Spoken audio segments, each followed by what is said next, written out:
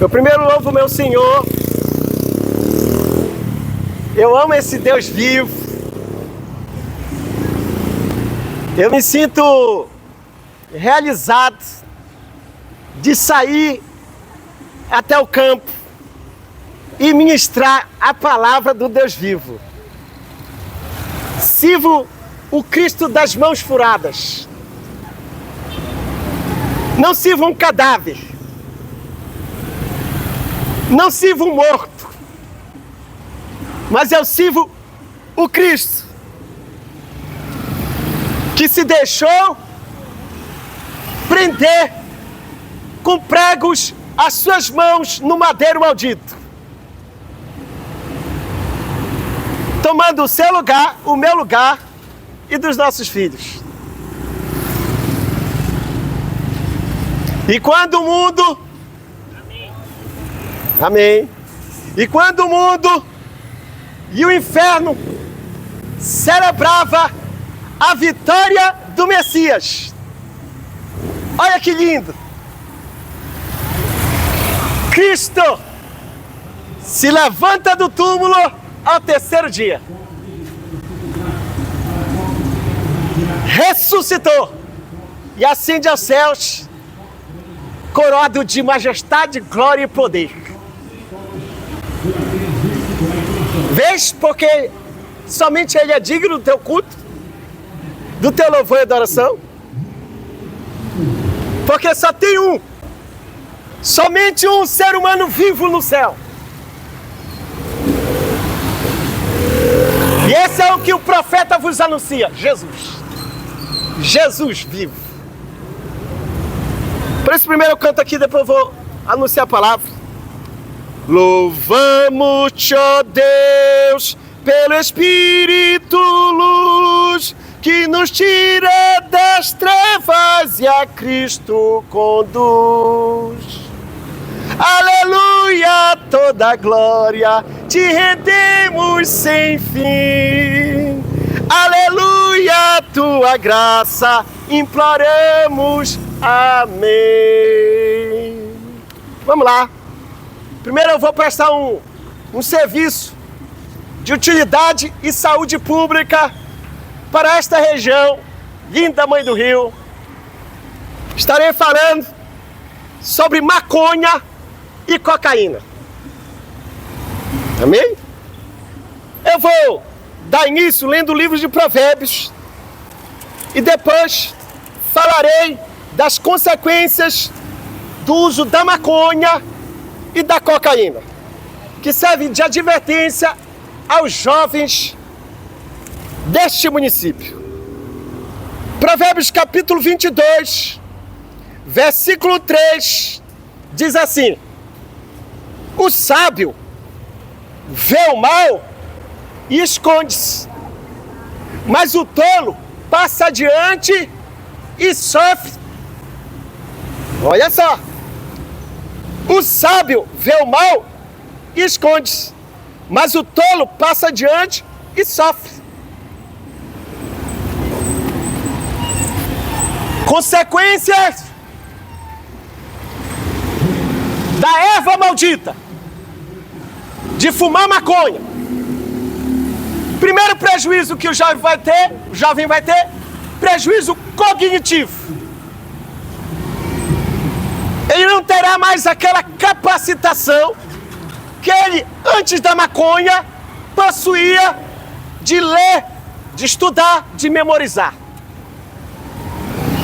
Segunda consequência, crises e quadros de ansiedade, ataque de pânico. Terceira consequência, um quadro psicótico, semelhante à esquizofrenia. Ele terá delírios, ele terá uma sensação forte de que está sempre sendo perseguido e alguém está espreita para destruir o seu corpo e tirar-lhe a vida.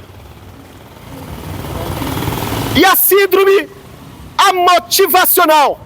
Ele não tem a motivação como antes, de estar entre família, entre os amigos. Escute, jovem de Mãe do Rio. O seu cérebro, como qualquer um, o nosso cérebro, possui o que se chama de receptores. E é liberado no nosso cérebro dopamina, que é o prazer. Esses receptores, eu vou usar aqui a linguagem popular. Esses receptores são portas de entrada para dopamina, prazer. Prazer saudável. Sabe quando isso ocorre? Quando você abraça o seu pai, a sua mãe, quando você está, domingo amanhã, num churrasco entre a família, você está aí porque foi liberado dopamina, prazer. Quando você está dedicado na leitura dos livros e no estudo com alvo de progredir na vida, dopamina. Todavia, quando o jovem pega o baseado de maconha e a primeira vez ele vai inalar e vai fumar, é desregulado essa dopamina, o seu cérebro fica desregulado e essa erva maldita o leva a um pico de dopamina jamais ocorrido naquele cérebro. Sabe aqueles receptores? O prazer de estar entre a família, o prazer de estar entre os amigos, de estar dedicado no trabalho, nos estudos, vai se fechar, vai ruir. Porque o cérebro, escute, o cérebro vai exigir mais dopamina naquele grau, naquele pico. Pronto, tornou-se escravo das drogas. Ele fará coisas antes que ele jamais, melhor corrigindo, ele fará coisas depois da maconha que jamais antes ele faria. Vai cometer crime, pequenos furtos, depois crime. Lembra do livro do texto que eu li? O sábio vê o mal, no caso, estão lhe oferecendo maconha, estão oferecendo cocaína, fuja, esconde-se, refúgio. Mas o tolo, que se dá por segura, avança e sofre as consequências. Naquela casa mora uma família. Pais que têm um único filho. Aquele garoto é a alegria e orgulho daquela família. A mãe é aquela senhora que sai às 4 horas da madrugada para vender café. O pai é o auxiliar de pedreiro. Eles fazem assim, para dar o melhor estudo para o filho. E aquele filho é o orgulho da família, dedicado aos estudos, promessa de bolsa federal. É alguém bem recebido pela vizinhança. Ele vai segurar um cigarro de maconha pela primeira vez e vai fumar.